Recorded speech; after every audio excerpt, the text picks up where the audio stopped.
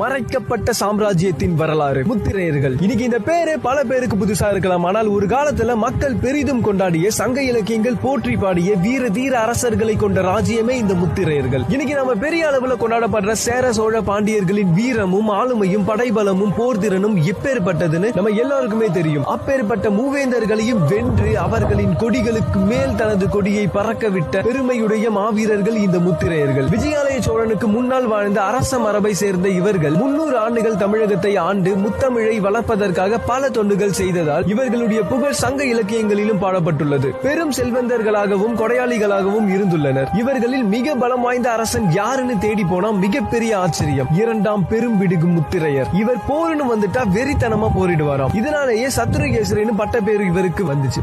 அதாவது எதிரிகளுக்கு சிங்கம்னு அர்த்தம். தன்னுடைய 12 போர்லையும் தோல்வியே காணாத அரசன். இப்பேற்பட்ட மகத்துவமான சாம்ராஜ்யத்தின் வரலாறு மறைக்கப்பட்டுள்ளது.